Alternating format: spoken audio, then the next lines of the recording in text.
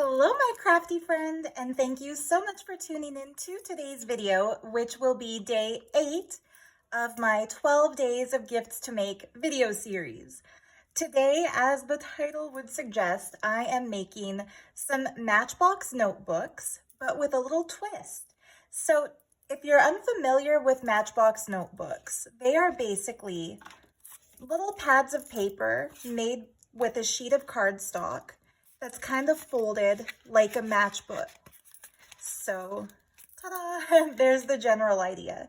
Now, in a matchbook, a staple holds together the closure with the back of the booklet. And typically, well, not typically, all the time you open it, there's a striking surface, you got your matches. I would love to demonstrate, but I don't have any matches, so you get the idea, right? Anyway, with the Matchbox notebook, the cover is made in exactly the same way matches would be made, only instead of matches, there are little pieces of paper here that you can use as a jot pad. You tear them out, you write down phone numbers. It's basically just like a little easy to carry around with you mini book. Just realized this peels into 2. There we go. I can make 2 out of that. Check your cardstocks. If they're a little bit loose in the center, they might just be dividable.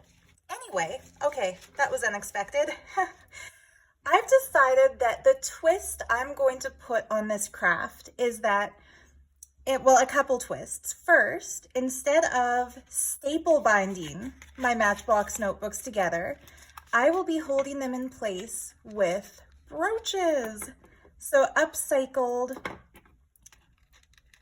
jewelry that I found at thrift stores.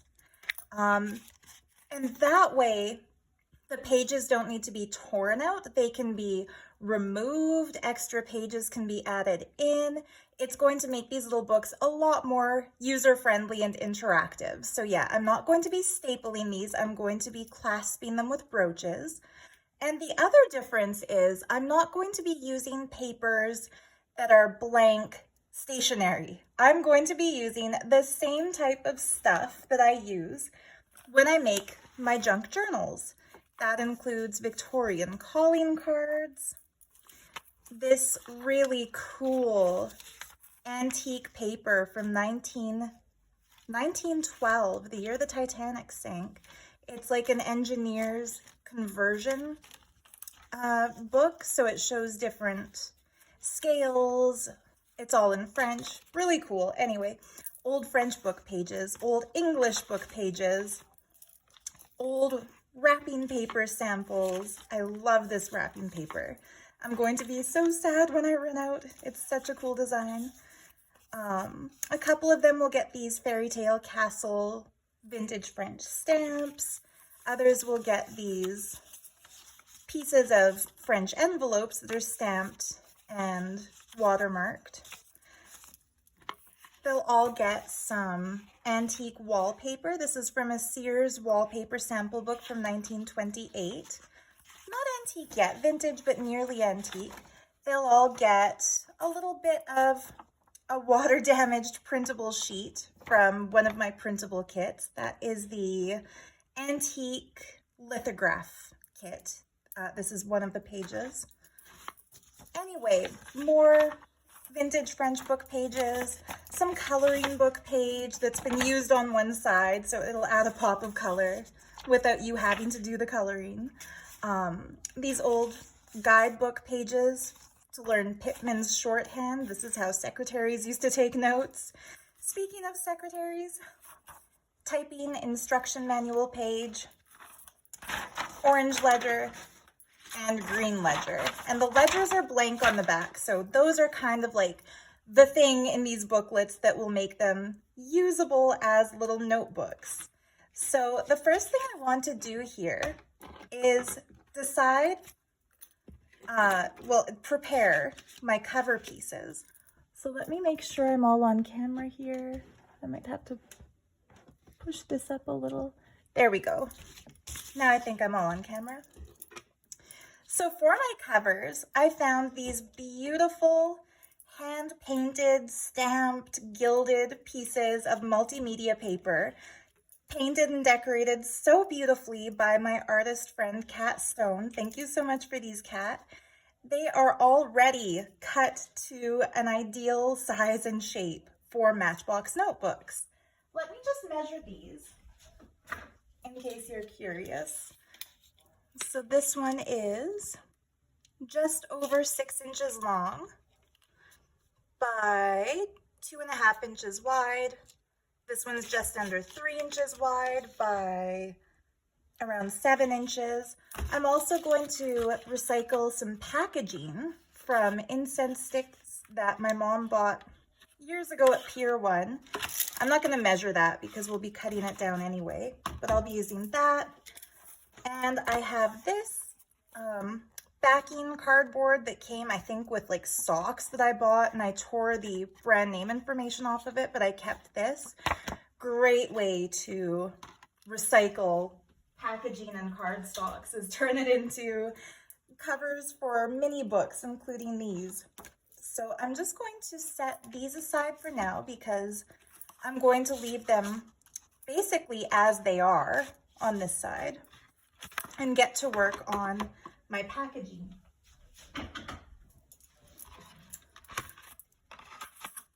we go. I feel like I've just caught my breath for the first time since starting this little video. But yeah, now that I'm actually into the cutting and the crafting, we can get a little bit more chatty. So what's interesting and what's going on in my life Christmas-wise, and Merry Christmas to those who celebrate it. I consider myself spiritual, not religious, but I love the season of Christmas. I love the tradition of gift giving. I love the idea of it. And so I am more than comfortable with it when people say Merry Christmas to me. But anyway, I think I had mentioned a couple videos back that my boyfriend's mother suggested to him and his siblings that this year be a handmade gift kind of a Christmas. And so I am so excited that it aligns perfectly with what I was already planning to do, which is make the gifts. I think it was 2 days ago in the video, I shared the tall, slim, angel-themed journal that I'm working on for her. Just gonna cut these little pieces off.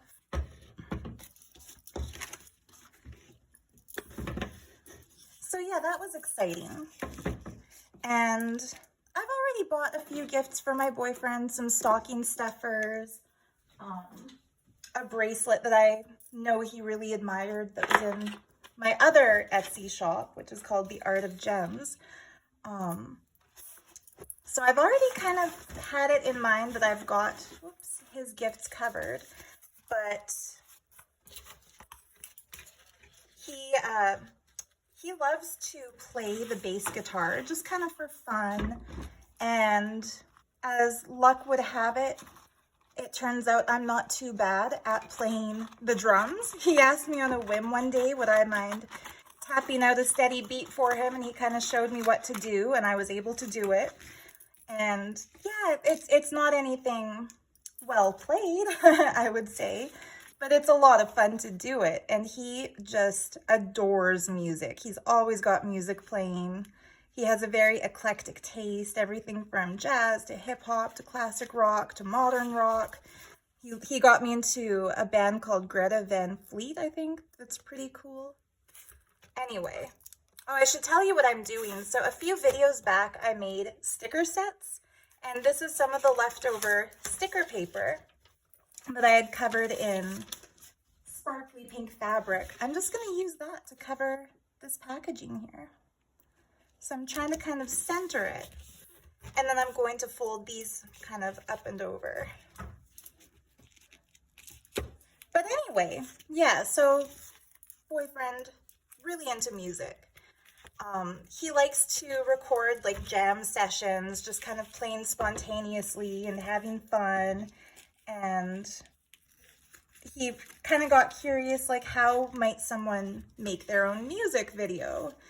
And adorably, he really loves the way it looks on screen when I do my junk journal flip through videos. So he asked me, could he film, you know, a few pages of the journal that I'm making for my friend May, the swap journal that I'm decorating. He thinks it's looking really cool.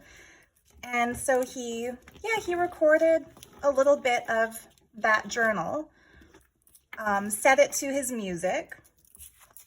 And then later that day, he said, you know, the journals look so cool on camera. Wouldn't it be cool if we had a music themed journal that, whoops, I'll get May's swap journal here. He was saying, wouldn't it be cool if we could film a music themed journal and open it up to a page that zooms in and shows a musical instrument, or turn the page over and there's musical notes, or have just music themed stuff in it. So it would look like this, but be musical. So anyway,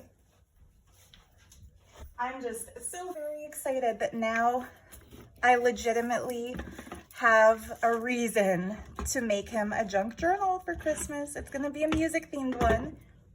It's gonna be kind of like crafting on a time crunch because it's already, we're already a week into December. And I'm just now starting it, and I kind of want to make it a nice big statement journal, you know, something that he can be proud to show in his videos. Oh yeah, that looks pretty cool, doesn't it? So yeah, that's what's new with me. And I was telling him how happy I am to be with somebody who legitimately appreciates what I do, because like not every guy out there would think junk journals are the coolest thing they've ever seen. So I know how lucky I am. But yeah, anyway, so this cover, I'm going to put some more pretty textile on the other side. I just have to decide which fabric to use. I've got a little assortment over here from previous videos. That I think is, I'll save that for something. I have some of my most special fabrics, leftover pieces from other things I made. These are just gorgeous fabric from Saudi Arabia that my friend May gave me. And I'm thinking, ooh, yeah, the pink flowers on this one with the pink sparkles on the next page, that is totally what I'm going for. So I'm just going to cut this down to size approximately. And by cut, I mean more like try to get it so I can rip a straight line. There we go. So yeah, it's pretty cool that most of the people on my list this Christmas will actually be happy to get handcrafted gifts, which has not always been the case in my life. And I think that's also partly what's making me, what's made, learn to talk gooder. I think that's what's made this video series possible for me this year, whereas in previous years I didn't really feel the motivation to do it. There's nothing like knowing that your crafts are going to be loved and cherished by the people to whom you give them, and to inspire you to, yeah, keep at it. And also, I would just like to say thank you so much for all the supportive and kind comments that you've been sharing on my videos. It makes me so happy to know how many people are crafting along with me, and makes me feel a little bit less silly to be standing here essentially talking to myself while gluing stuff together. But yeah, it's really cool to know that some of these ideas might make their way into your own projects. Really cool. I love to share the kinds of stuff that I do on YouTube because I myself, of course, learned how to make junk journals from watching other crafters' YouTube tutorials. So it's like a full circle moment. If you can learn something from other crafters, and then eventually when you feel pretty confident about what you've learned, you can share your techniques with even more crafters. It's pretty awesome.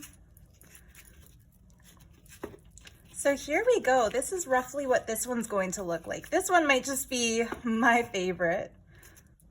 And because it's pink and sparkly and disco-y looking, and disco balls or mirror balls kind of feel like New Year's-ish, I'm going to put this blinged out year 2000 brooch here.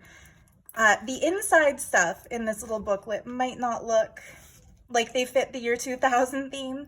I'm talking about the 1912 French engineer papers and stuff like that. I'm going to line this too, just since I so unceremoniously tore it in half width-wise, or how would you even say that? Thickness-wise. So I'm just wondering, I don't think I want to use that fabric again. I think this time I'll use a modern fabric. Just a cotton weave with really cool mandalas and stuff on it. I think, yeah, the teals in some of these mandalas perfectly coordinate with the turquoise color on this paper that Kat painted. So once again, I'm just going to cut a little nick and then tear it. I like doing it this way because I like the aesthetic of a torn edge on my fabrics. Maybe not the fabrics I wear, but the fabrics I put into junk journals, I love for them to look a little bit rough and not too perfect.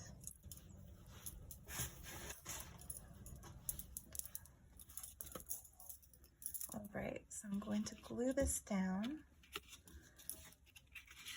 And you know what? I'm going to step away from the camera very rudely for a moment here. I apologize for that.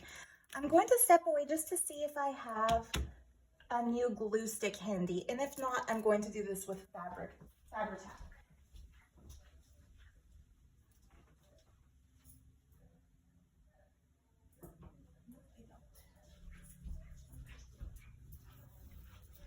No, I stashed away my glue sticks in my closet, so I'll go get those later. Just goes to show, you can do a project with multiple different types of supplies depending on what you've got convenient. Yeah, this started oozing out. Since it's near the bottom and I've been keeping it upside down since I don't want to lose or waste any. So yeah, I'm just gonna try to go as close to the edge as possible without going over. Using this glue, I'm going to peel back that little bit of excess paper just so that it's not interfering with the fabric sticking down. We don't want bubbles or anything here, that's why I was going to go with the glue stick, but I guess it works out for the better because Fabri-Tac is a higher quality adhesive than a glue stick, especially since I'm working with fabric here. Yeah, maybe that was a happy accident. Maybe it was meant to be.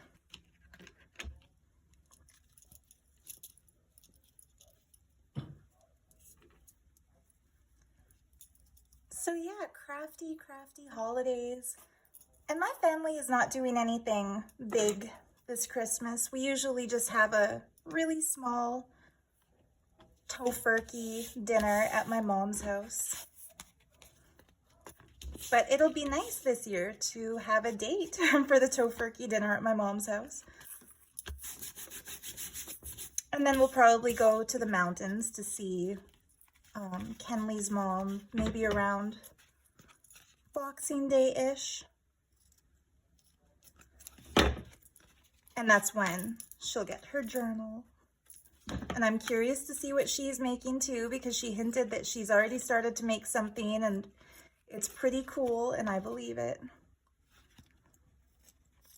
This would be much easier if I had my fabric scissors, but I have misplaced those, just as I've misplaced my glue sticks. Yeah, come here for the fancy fabrics and the beautiful jewelry and the funny anecdotes. Don't come here for the organization skills. That's my advice. So I think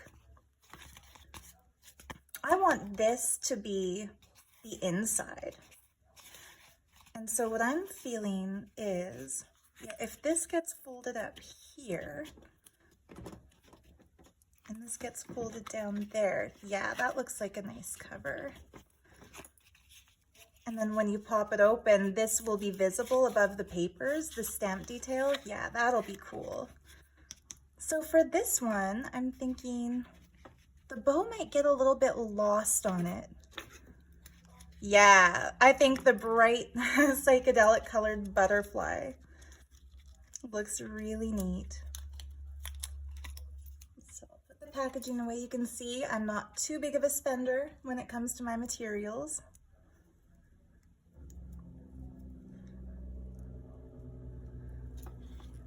But yeah, I think that's pretty cute there. The other option being this one here, but no, I don't think that suits it as well. Oh, actually, I just thought of another idea. Pins. The kind of pins that you use to, affix fabrics to their patterns when you're sewing. Yep. Let's do a couple of those instead of a brooch on this one, because actually the orange in here kind of clashes with the muted tones. But yeah, this blue and black pin, that goes well. I'm thinking I'm just gonna do 3 on camera. The others I'll do at another time, including this one, but you get the idea. Basically, I was just going to cover both sides of it with fabric the way I did to this one here. You get the picture. I don't need this video to be hours and hours long. So on this, I'm just going to trim down the edges so that it kind of aligns with the picture in the middle.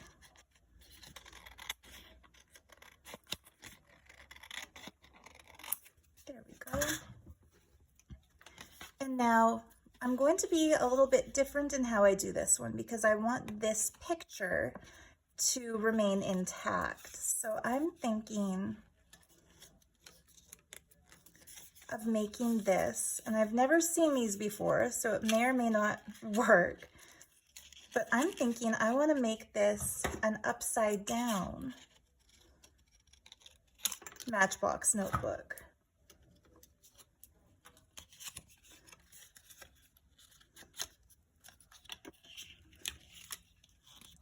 So that's the back, this is the front, and it opens like so, and you pull the pages up. So yeah, that's gonna be a different sort of a one. This guy, I'm not sure that I want to line that with anything too heavy. I kind of like the way it looks just plain on the back, but I do have, yeah, no, that's not quite thick enough to be what I'd want it to be.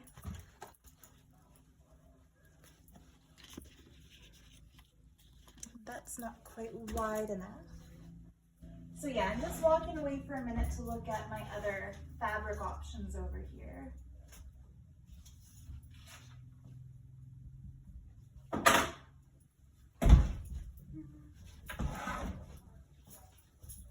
So I've got a big giant piece of sari that has gorgeous border details in this kind of opulent silver and gold embroidery on black. So yeah, I'm gonna cut this down and use it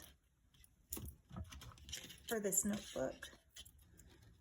And this one I can't really do the cut and tear technique because it'll tear right through beautiful details that I don't necessarily want cut.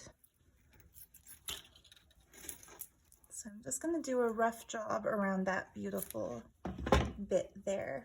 But let's see how this turns out. Yes. So if I do it straight, we're going to kind of lose some of that beautiful detail, this medallion here. But if I do it a little bit crooked, we can cut around the edges and save that little piece to use elsewhere in the book. And I kind of like the idea of using sari fabric, something from India on this one, because it is being made out of that Mystic India incense. So yeah, when I'm gluing down sheer sari fabrics or laces like this, I always use Fabri-Tac because it is the least seepy of all the fabric glues, meaning it doesn't seep through the fabric and create like a crusty, ugly splotch. And yet when you're gluing like a sheer fabric like this one, like a net sari or anything with a see-through weave, you want to avoid having the bits that are raised above the other bits. Pardon my lack of descriptive terminology today. I don't know why I sometimes lose my words like this. So yeah, I'm just gonna take a little paper scrap and use it to smooth down all the clumps of glue, all the little bulgy bits. There. And now kind of just roughly lay down my mesh. It's not perfect, but it doesn't have to be, since we are making a junk journal after all, not a meticulously bound volume of books that have to be identical. So yeah, don't ever let perfectionism stop you from crafting. That's my main piece of advice. I must have said that in previous videos, but I'll say it again. Don't let perfectionism stop you from crafting. The thing that makes a handmade gift so special and so unique is the fact that no two will ever be alike, and somebody made it just for you. And so if it looks too perfect, it looks like someone has tried to replicate a product that they could have just bought.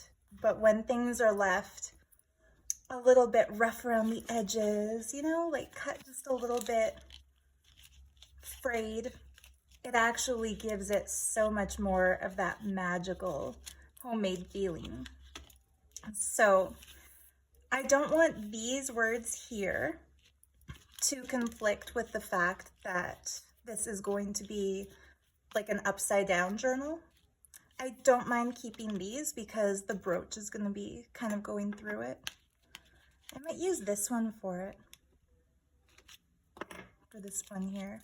Anyway, I want to find something to just put here as like a cover image.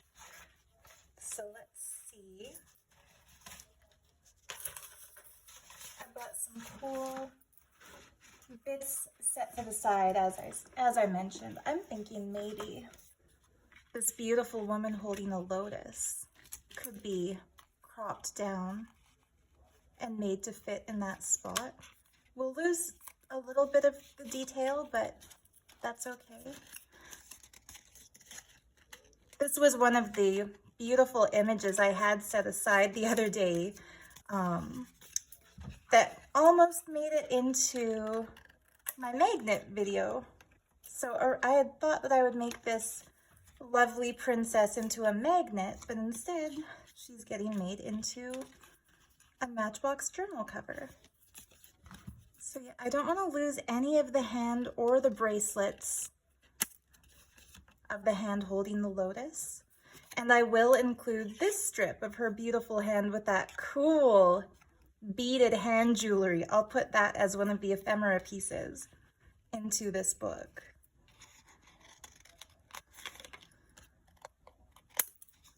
There.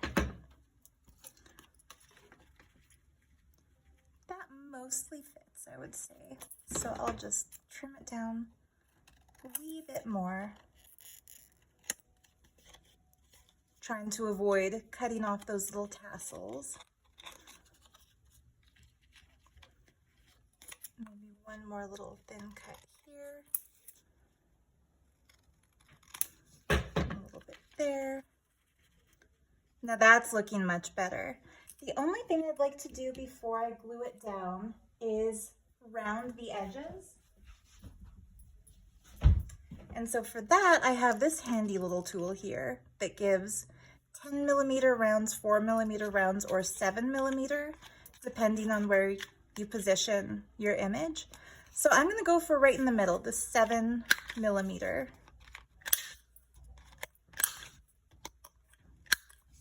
There we go. How pretty is that? So yeah, she's going to go right here and work when we tuck this book in. I'm just gonna add a couple of creases here so that it's easier to fold like an accordion joint. Because we're going to want her to be able to go under the tip here, which will be a little bit cut off based on where the brooch goes through. I might not use this brooch after all because I don't want to, yeah, I think this is the one that gets the butterfly. Butterflies and India might not be a matched theme, but I saw lots of butterflies when I was in India, so I'm just gonna go with it. They have them there too. So yeah, the perfectionist crafter in me would want to make this little booklet entirely themed, but the eclectic nature of this setup, meaning not pre-planning my videos, just deciding which craft I'm going to do and pulling whatever random materials I think will go with it, and then changing my mind once I start filming. That eclectic setup kind of mandates that I not be too matchy-matchy with my styles and things. So there we go. Now the top of the booklet, I'm gonna have to snip a little bit of that gold. Now the top of that booklet will be beneath the holes that I'm going to punch in to put the brooch through, which means it will be possible to pull it down and look through it and see all the papers. So, okay, I do want to cover this. Ooh, I'm thinking more of that black fabric again. So that creates kind of like a veil effect. Oh, that's nice, isn't it? Creates kind of a veil effect under this beautiful woman.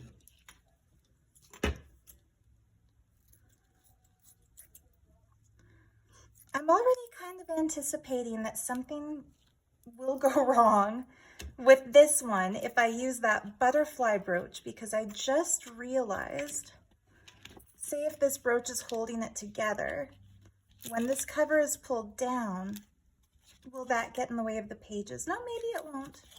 I'm going to go ahead and try it. But first I'm going to cover these words with some solid something or other. I know. The offcut from the same box.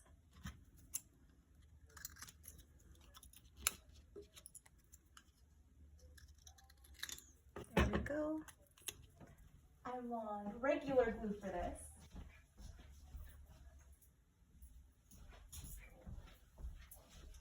Had to kind of walk away to get my tacky glue.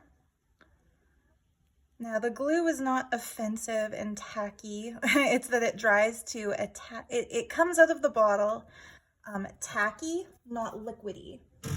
And so that makes it really good for gluing paper because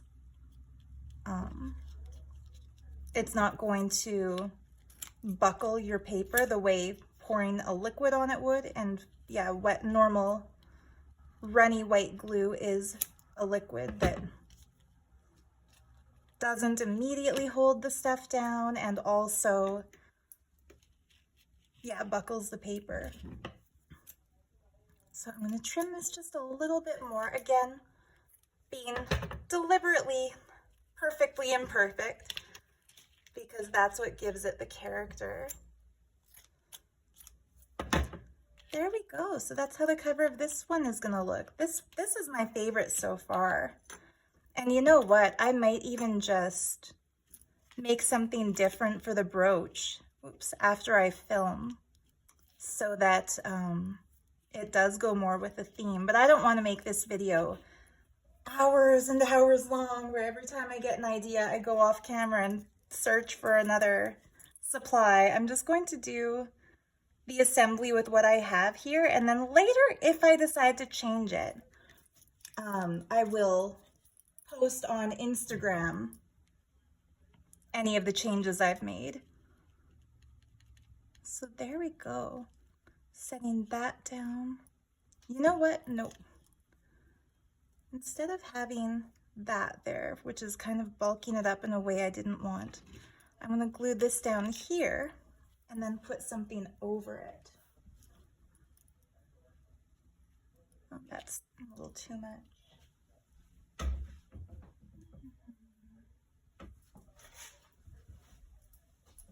I'll go with the gold. So I've got this gold sari blouse fabric. It would be easier to cut with fabric scissors, but leave it to me to lose the most important scissors mid-craft video week.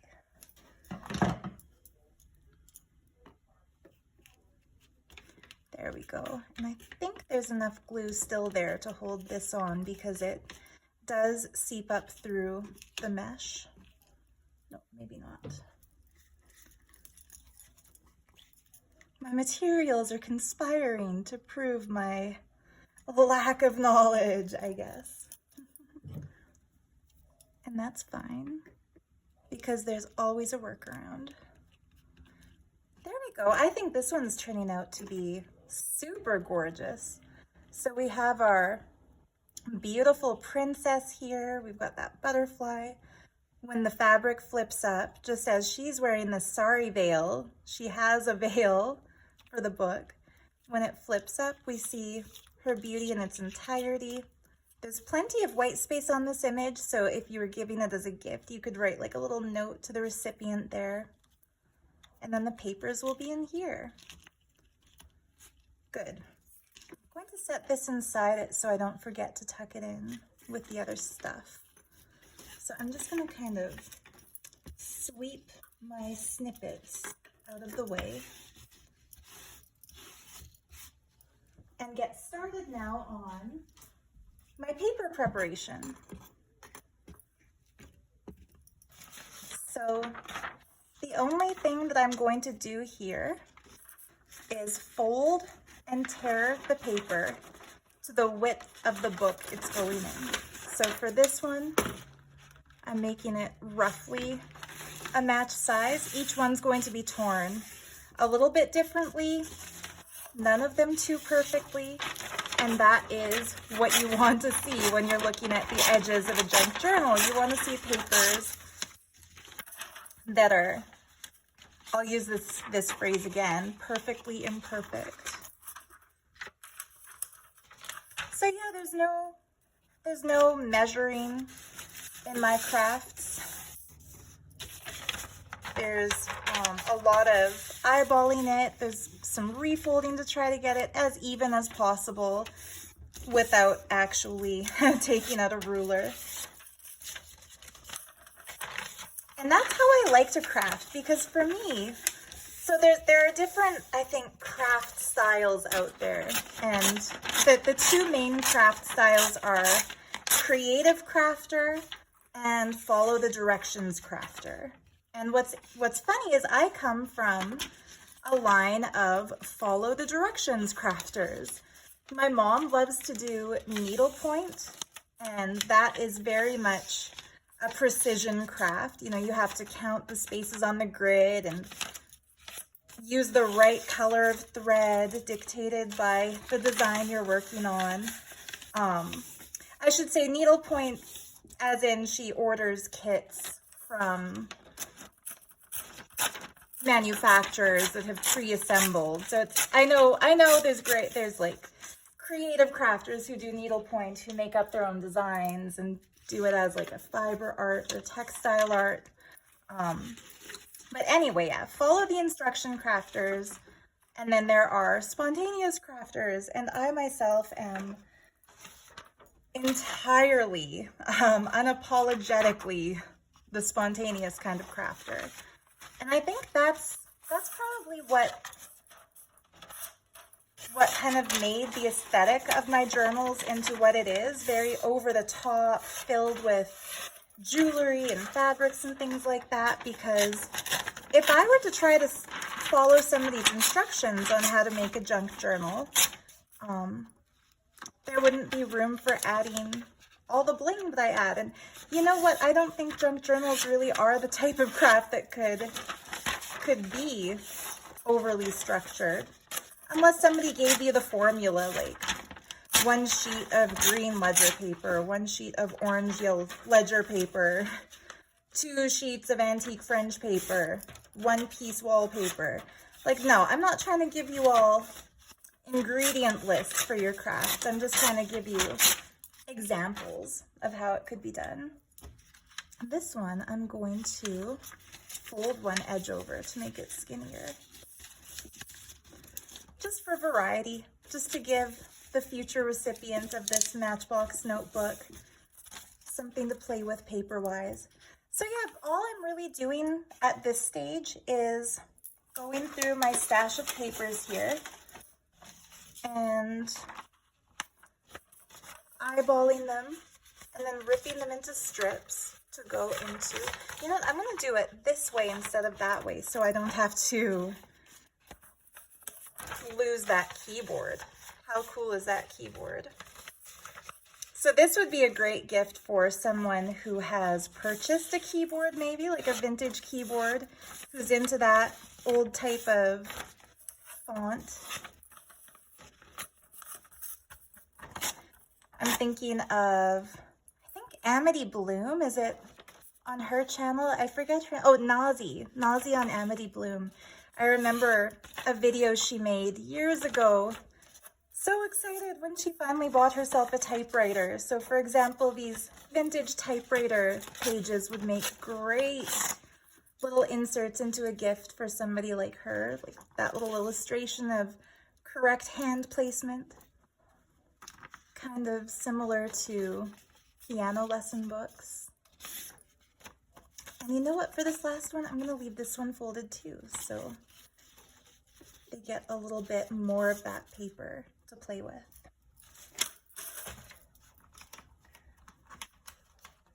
And I think, yeah, I've got exactly 3 sheets of this Pitman's shorthand book, so I'm going to put that folded in each of these Matchbox notebook journals. So it's fun, right? Like these kinds of papers, we all have, by we, I mean, we junk journal makers all have a different craft stash. We all have found different things in our various thrifting and antiquing excursions. And we all love to layer different types of papers in our books. That's what makes us junk journalers instead of bullet journalers or diary writers. It's the joy of paper that I think unites us. And so if you're making a gift for somebody else who is into junk journals, I'm sure they would love to get something that features like a huge collection of different types of papers, types and styles and designs. I'm gonna just go ahead and, yeah, tear right into the design, even though I wasn't going to, but I think it'll be worth it for it to look like it fits a little bit better. Yeah. Oh yeah, don't these look cool? With that bit of coloring on the back. That's a coloring book that I found at a thrift store locally. And at first I was kind of choked when I got it home and discovered that it has, like, somebody's already colored quite a few of the designs. But now that I'm a little bit more practiced in my junk journal making, I've realized the value of that. It's actually super cool that someone has hand colored that, because everything that the artist's hand touches, and I'm saying even if you're coloring pages in a coloring book, that's its own kind of art, especially these mandala coloring books that you can put any color in any spot. Any project touched by an artist's hand carries energy in it. The energy of concentration that someone puts in while coloring a picture. The energy of creativity someone puts in if they've drawn a picture. The energy of love somebody puts in if they make a gift for a relative or a friend.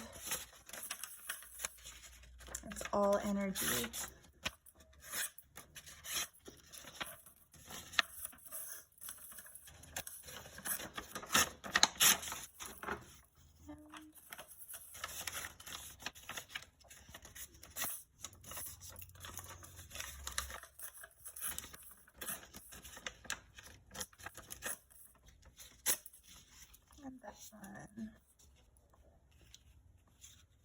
So I've mentioned this in previous videos. When you see my antique designs that have swastika motifs, it is not a symbol of white supremacy at the time this item was made. So this antique lithograph was from the 1800s. That is, I don't remember the exact date, but it was at least 40 years before Hitler terrorized the Jewish people in Europe. And so I'm not using this symbol with the intention of triggering anyone's ancestral trauma or insulting a group of people. I'm using it because this symbol was actually a sacred symbol in the Sanatana. You know what? This is going in the Mystic India pile, and I'm just going to use the cross on something else. So I'll take that part off. Yeah, I'll put this in the India journal because the symbol actually originates in India. It's been used in Hinduism as well as Buddhism. I've seen it, you know, inlaid into stonework on Sikh temples, and I think even the Jains have used it. And it's a symbol of good luck, prosperity. In some communities, it represents Lord Ganesha. You'll often see it emblazoned over the heart of Buddha to represent the Dharma chakra, or the way that he follows. You know what? I'm gonna keep that artist palette intact. So anyway, I hate Nazism. I'm anti-racist. I'm not anti-Semitic. I have so many good friends who are Jewish people who are just wonderful. And so I just want to clarify that if you ever see that symbol come up in my crafting and I forget to mention why I'm using it, you can rest assured it's an antique piece. It features the symbol in its original intended use as a spiritual decorative motif. That's probably why. And now I don't know the source book that this lithograph came from. I just ordered it as a print. But I'm sure that would be why they placed it next to a cross, because that's another religious symbol. You know what? I'm going to give them all the same French stamp just to keep some consistency. Slowly but surely we're getting through this. So I'm just going to fold these papers in half so that they don't need to be cut.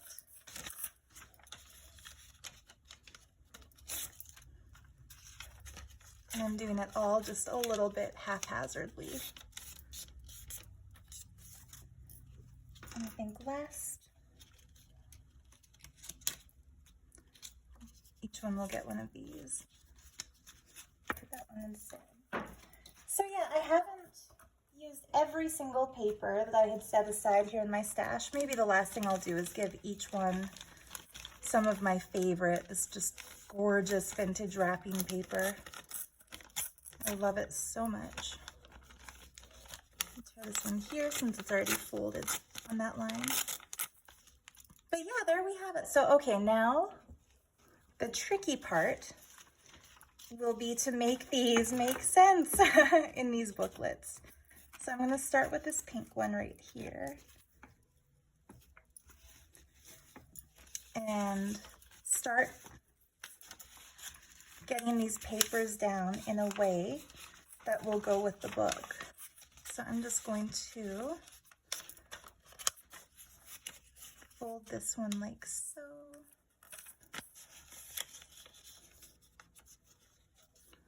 So I've just kind of spring folded it so that it will fit into this space. And heads up, when I add my brooch here, I will be poking holes right through that paper to put the brooch. So if you're doing, for example, other ideas you could do would be include collaging. If you're doing some collaging on your papers, if you're writing a letter on one of the papers, or if you're adding something like this piece of ephemera that you might not want holes poked through, I would add those at the end as like extras that you stick in. But everything that goes through here is going to be jabbed with a bookmaker's awl and poked with holes.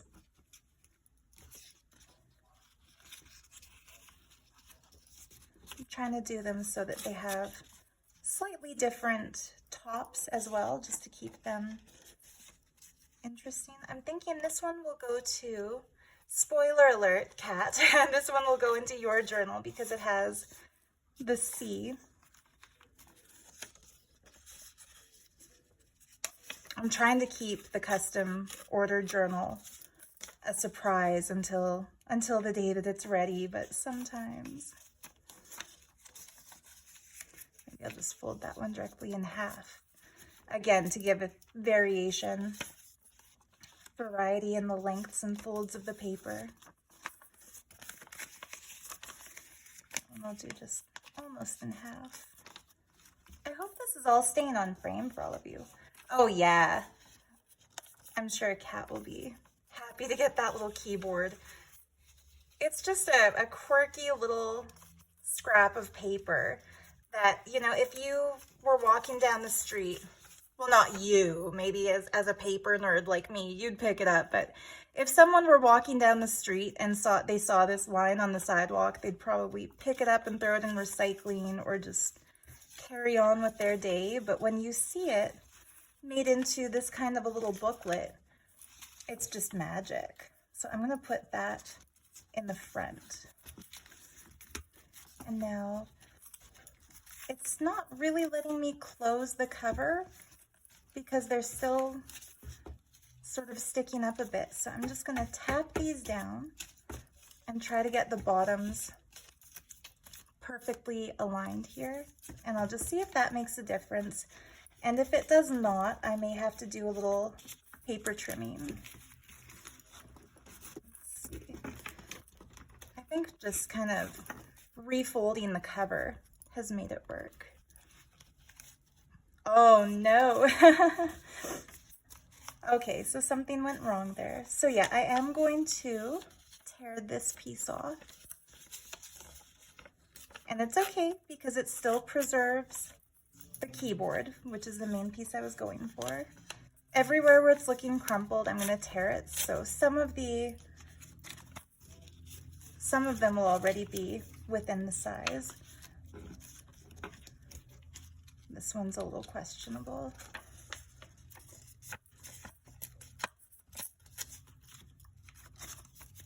So yeah, let me know. What's your craft style? Are you more into the direction following crafts. Like, I would include in that also crochet, making afghans,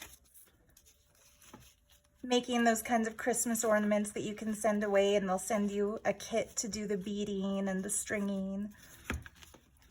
I think those can be very meditative. My mom also loves to do a thing called diamond dots, and you've probably heard of them, seeing as you're on craft YouTube.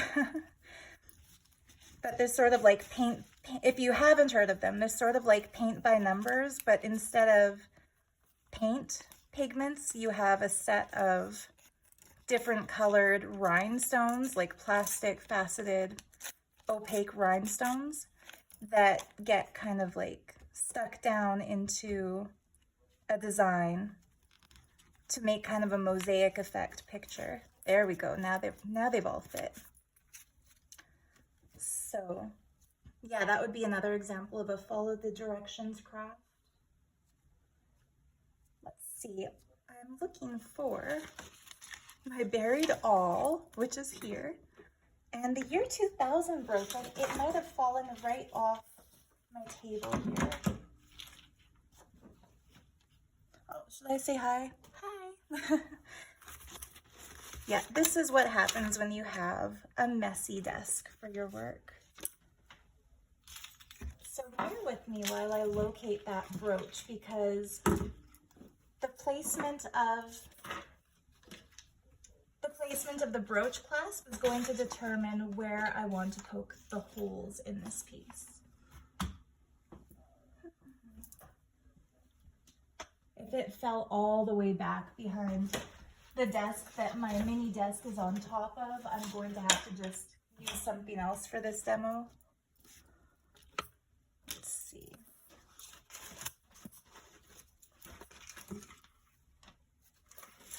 So what was it that I was saying at the beginning of this video? Come here for the spontaneity and the creativity. Don't come here for the organization. Yeah, proving myself right. So I'm thinking then, what if instead of the year 2000 brooch, I go with a different brooch here?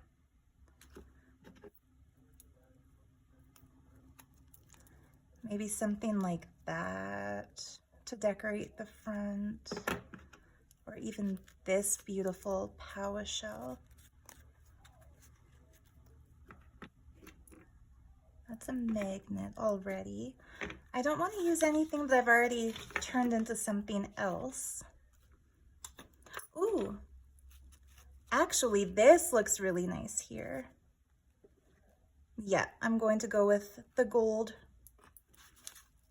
brooch pin. So I'm carefully pulling the cover piece out of my little cluster of pages. And I'm just going to step aside to get a binder clip for this next part.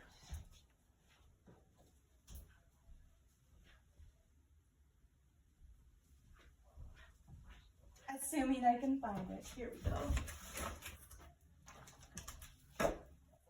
So I'm going to hold this together on both sides.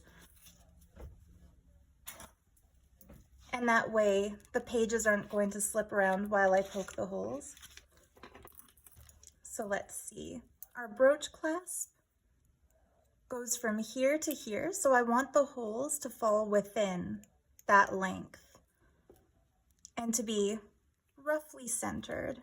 And I don't want this brooch to be too high up, because if it's up here, there won't be enough lip for the cover to go under. So since this brooch back is there, I'm going to try to poke the holes towards the bottom here. I'm just going to hold that once again. And as you might have guessed, I'm not measuring this, I'm eyeballing it. So I'm going to try to line this up with the hole in my desk and kind of use that to stab through. It worked perfectly. So as I've said before, I have my handsome boyfriend to thank for my craft space. He was He heard me kind of complaining about how my legs were falling asleep crafting on the floor, and that the floor is dark and my desks are all kind of dark, so none of them really look good on camera. You can't quite see the details of things. And about an hour later, he called me over to our best light window and surprised me with this kind of stand-up work area, so my legs will no longer fall asleep while I'm filming. No more sitting on the floor. Oh, you know what? If they're too far apart, you can't really get the brooch in, so I'm gonna have to poke an extra hole.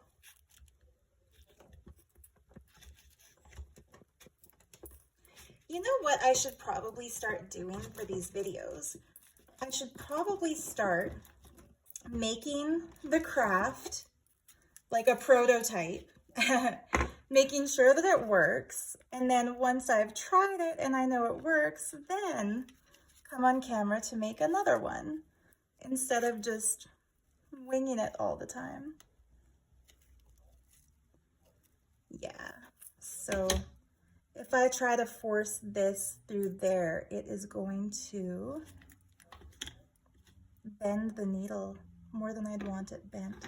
So I'm going to try something different here. This is not what I was originally planning to do, but what if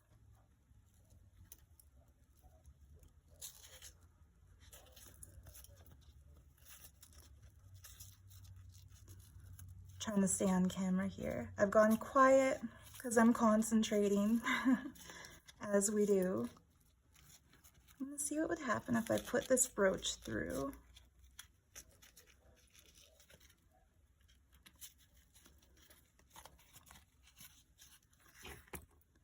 And then just stick all the papers in like this and then cover it. If that might kind of stay shut. It almost does, doesn't it? It almost does hold them all in. And then of course I'll have to trim them all down again, which I will do, but I'm gonna set this one aside and monkey with that again after I do one more one more demonstration book, and this time I'll make it a little bit simpler for us. So for this one, I'm going to actually cut the papers down a little bit more properly.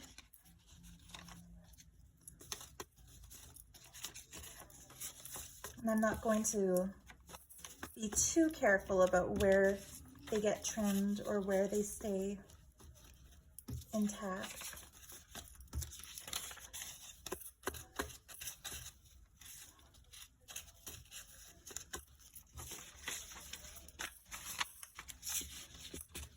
Yeah, Sarah's journals on YouTube, where halfway through the video, her plans fall apart.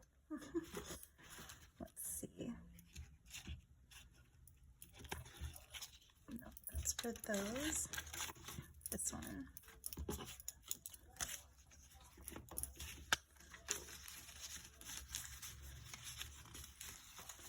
So this is a shorter little journal. So I'm going to make sure that this time I'm going to make sure that the papers fit well within that shape, just so that I don't have the tops folding over the way I did with the last one. So I'll tear them down just a little bit smaller than I would normally instinctively do. In my effort to preserve as much as possible of the previous batch, I wound up kind of ruining part of it. And what I mean by that is if you tear your pages down in such a way that you preserve the item that's getting discarded, you've just created another little collageable bit. But if you trim it down and then retrim it and then retrim it and then retrim it, you've created a bunch of scraps that are less usable. So yeah, I try to trim things down in a way that makes the trimmed off part also worth keeping.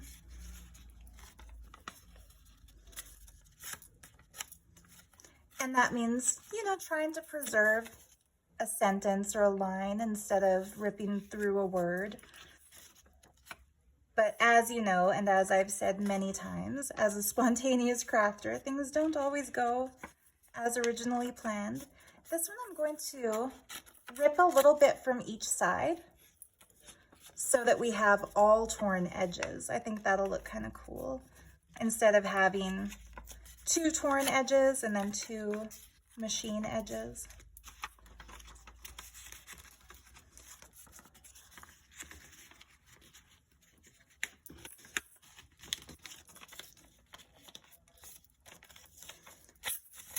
So yeah, you can imagine how this project would be different if it were using different types of paper. So you could use kids' book pages with pretty illustrations. You could make a themed Matchbox notebook by using a printable kit.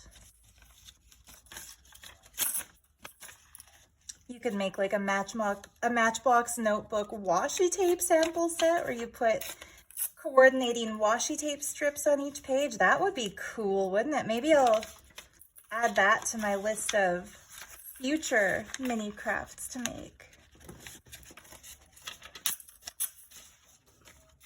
There we go.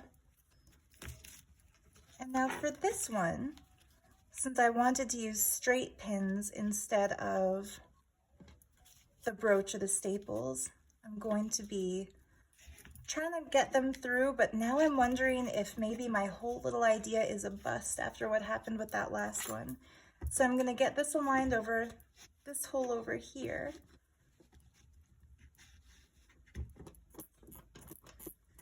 And just wiggle, wiggle, wiggle. I've already decided now, if these pins don't work, I'm going to take some fiber and tie bows. Because, or maybe not fiber, maybe bookbinding thread. You know what? I'm just going to go ahead and do that instead of trying to get these pins to work, because I'm already anticipating what the thickness these books have turned out to be. So, okay, if you make this out of like, I'm not going to poke holes in that right now. If you were making these out of like 4 or 5 sheets of thin paper, I'll put together a cute little cluster right now. And then what else do we want in here?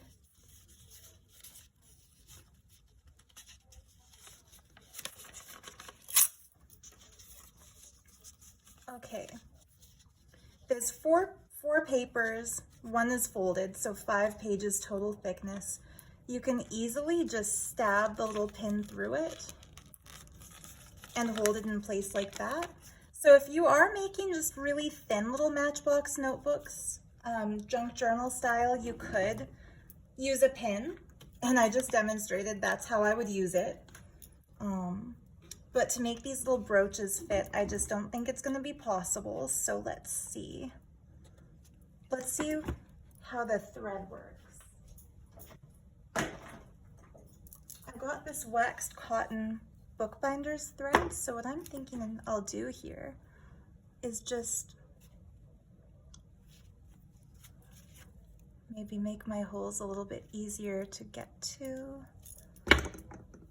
So I'm just looping it through here.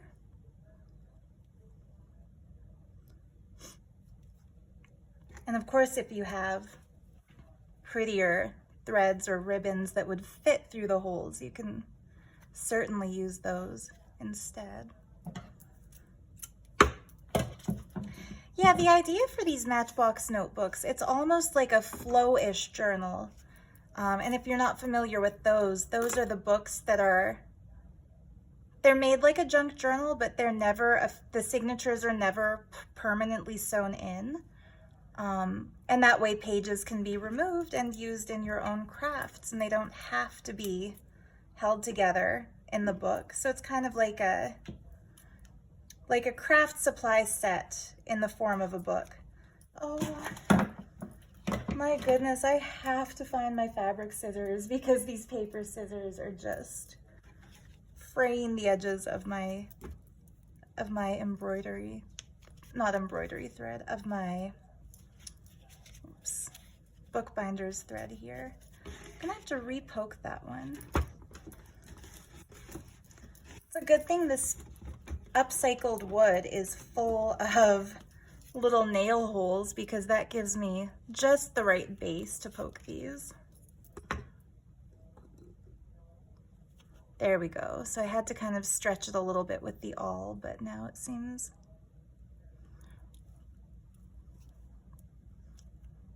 that frayed end will go through. When I'm not crafting on camera and I've got time to do things properly, when I have a frayed edge like that, I'll take my time and just keep snipping and re-snipping and re-snipping until it has a pointed edge. Much easier to craft when you're not filming yourself doing it. I finally got this side in and then that side fell out. But yeah, when I'm not filming on camera, the other thing I like to do with this kind of thread is make it into its own needle. Maybe I'll demonstrate what I mean by that. So I bought this vegan nail polish top coat, but I'm a lazy nail doer, so I don't really use a top coat. I usually just paint them the color that I want them and leave it at that. Yeah, I'm just gonna tie a knot since this doesn't seem to be long enough to do a bow. But anyway, I don't really like to use top coats, so I use this stuff anytime there's a frayed edge on the thread or I need to get it through a hole like this. I'll kind of paint it with the clear nail polish and then set it aside while it dries. It's pretty quick dry. And when this top coat dries, it hardens and it holds all the fibers in the thread together. And you can also put a dot of clear nail polish, for example, on a knot, and it glues the knot shut. So yeah, clear nail polish. It's a very handy thing to have in your craft area. So there, that's not too bad, right? And tied with a string instead of clipped with a brooch. And I think now this kind of gives me a little bit more space to play with as far as decoration is concerned. Oh, here's our year 2000 brooch. Yeah, that's the brooch I was going to use. I'm not sure whether or not this year has any significance to Kat, so I might... Oh no, wait, this is the one that's going to Kat, isn't it? Yeah, that was for that brooch. Anyway, I'll figure it out. So a decoration for this one, it no longer has to be a brooch. Since I've tied this shut, that means I can go through my other little crafty things here and choose something to decorate it with. This old broken earring has kind of the earring back that sticks up, so I'm gonna poke that through. Let's see if I can. Ooh, or I'm gonna fold it over here like a paper clip. I might save that for last. Anyway, let's show you what this looks like. So it's basically a Matchbox notebook, but every single paper is different. Unit 39.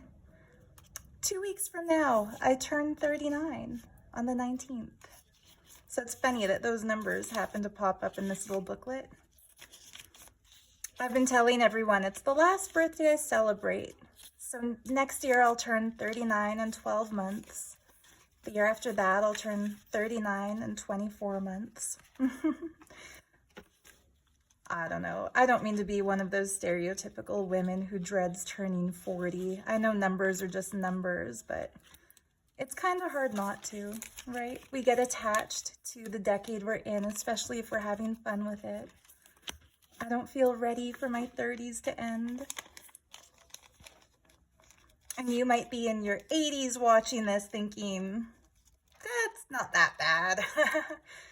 That's what I've heard from a lot of the women in my family. You know, you dread getting older, but every year you still love your life. So it's not really worth dreading, is it? I kind of want to keep the tops of those flowers, so I'm going to tear from the bottom and tear enough of it off that, as I've said before, this would look really cool added to a collage. And basically that's what these Matchbox notebooks are for. They are for sharing your collage supplies. Like somebody could open one of these up and pull out a page here or a page there when they're working on a collage and have just instant stuff to decorate their other stuff with. What a vocabulary. Instant stuff to use with other stuff. There we go. I kind of want to keep this one on top just because it's so pretty. Ooh, and that hand too. Nice, they do kind of fit side by side if I do it like so. So I'm still using a little bit of each of these papers, but I'm no longer, I've learned that it won't actually be possible to do what I originally wanted to do, which is use the entire paper and fold it in place. Maybe I'll find another way to do that. That would have to be, I guess, just a typical flowish style journal to get it to do that. But I've thought of another idea as I talk here, since I want these to be assembled in such a way that you can take out and use the things that are in it. I'm trying to just...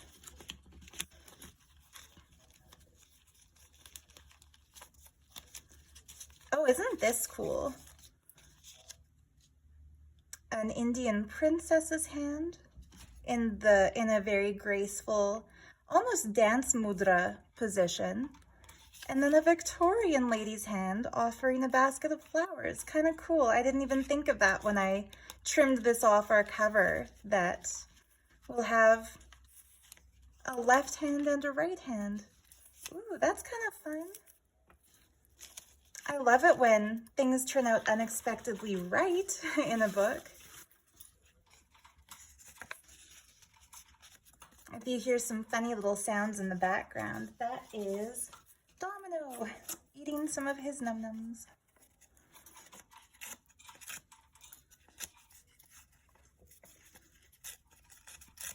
There we go. Not a bad size at all. And I think I'll leave the yellow paper out and just do a little bit of the green, seeing as I don't want to bulk this up too much. And it goes more beautifully with our teals and turquoises here. So I'm thinking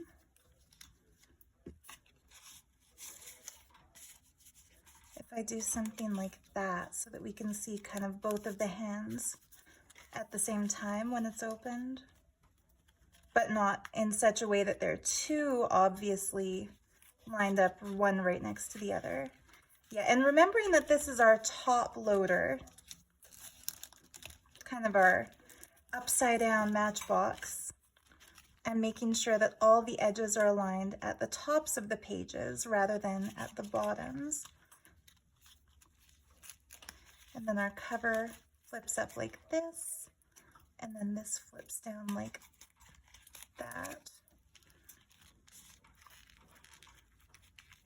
So I had said I thought of another idea, and that other idea is a paper clip. So let me see if I've got a strong enough, big enough paper clip handy.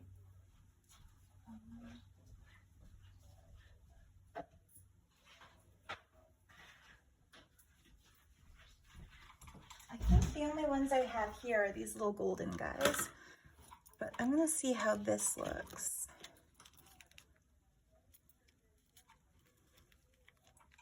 Not bad, right? If I add a little something here for the bling, let's see. She's holding a pink lotus. I've got this little cute pink flower. Not really a lotus though. I've also got, ooh, that's kind of fun. See, this one was made into a magnet, so it sticks right to the paper clip. Maybe this one. There we go. That's it. So this little Matchbox notebook does not have any binding whatsoever. No staple binding, no sewing, not even a brooch. It is just clipped together with a paper clip. Flips up like this to reveal our cover girl. She flips down to reveal a little fun collection of papers. So this will be super easy for whoever receives it to take the pages out, play with them, maybe journal with them, maybe just hoard them, which is what I probably do. If someone were to give me something like this, I would just add it to my junk journal collection and keep it as it is. But the fun is that it's up to the recipient to decide what to do with it, whether to keep it intact as it is or to pull the pages out and use them in crafts. And like, the reason I wanted the entire cover to be decorated is that once all the pages are taken out and used, it can be refilled.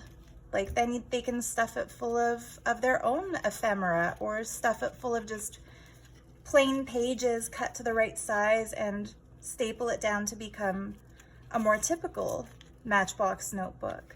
Or use the leftover piece as a bookmark. Like there's just so many, when you've got crafty creative friends and you give them crafty creative gifts, you know that they will find a crafty creative use for the crafty creative gifts. So yeah, that's also part of the fun of making things like these, is that you never really know exactly how they're going to be used until they are given to their recipients. So yeah, I think the happiest accident today is this one here, that this bow does happen to hold this piece down enough that stuff can get kind of stuck into it. So I'm just gonna see what happens if I take my scissors. And you might be screaming right now, don't do it, but I'm just gonna do it anyway. What if I just cut a big chunk of this off and then stick it here? There, now it folds over absolutely perfectly and holds everything in place, even though no holes had to get punched through the actual pages. So yeah, now there are more individual sheets because of that cut that I made that can be pulled out and used for collaging, for journaling. Okay, I cut through a stamp. That's too bad. I'll replace it with one that's intact but folded. And don't worry, the one that I cut through, I will still use that in some craft or another. But yeah, it'll give Kat quite a few options for little papers to use in collages. And you'll see this again when I do a flip through of her custom order journal, because of course I will do a flip through video of that. And probably at that point, I will have added some more textiles to decorate the front cover here so that the bottom of the bow doesn't look like it's just hanging off into an abyss. I'd like to maybe layer something. Remember that gold thing I held up earlier? Maybe glue something like this down to on the bottom, and then some kind of ruffle or tassel on the back so that it gives it kind of a longer look. I'll play with that off camera and share it with you in a future video. And I'll also have some fun playing with these ones, figuring out how I'd like to decorate them.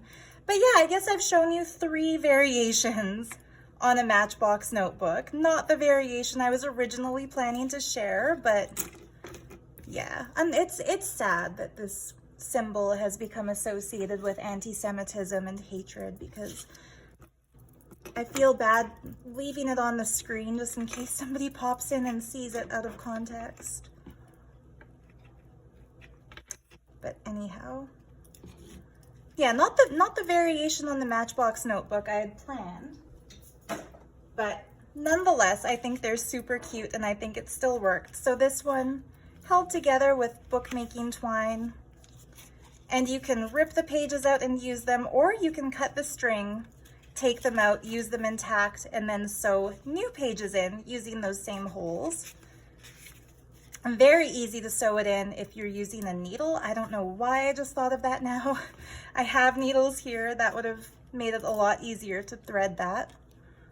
But yeah, this one here that's just held together with a paper clip. The veiled lady, so beautiful, holding this gorgeous stash of papers. It's basically like an ephemera share. You could also, ooh, you know what else would be cool in here? I got these tickets that I like to use to decorate collages. It was $5 for the whole roll at an antique store. They are not antiques, but I find antique stores near me are filled with things that are not actually antiques. That might be a little too big, yeah, but that fits. So anyway, yeah, it's a great little way to share some of your ephemera, some of your supplies with your crafty friends. I love that. This one I'm going to put in the book I'm making for my friend May. I think she would love this. It's kind of the aesthetic that she puts in a lot of the journals she makes, the layers of fabric, the fabric flips, the beautiful ladies. And I know she loves the collage. Yeah, and this one for Kat. And then I've got one more for an unknown recipient. Probably the next person who orders a physical item from my Etsy shop will have this included as a gift with purchase, with a little bit more stuff added to it to decorate it. But yeah, for now, there we have it. A collection of Matchbox notebook junk journal minis. Ooh, yeah, let's put this in here too. Yeah, I like to overstuff anything that I stuff. So yeah, I hope you had fun watching me fumble my way through this one. I hope you got a good laugh out of some of my funny choices of words. And most of all, I hope that it's inspired you to have some fun with your paper stash and to make a little batch of journals like this, Matchbox notebook journals, to share with your junk journaling friends. Thank you so much for watching. Thank you in advance for liking, commenting, subscribing, and that really helps a small channel like mine grow with the YouTube algorithm. Thank you to everyone who has supported my Etsy shop this year. It has meant so much to me to be able to do what I love and make a living doing it. So just so much gratitude to all of you. Happy crafting. I hope you have fun with this one. Much love, and I'll see you tomorrow. Bye for now.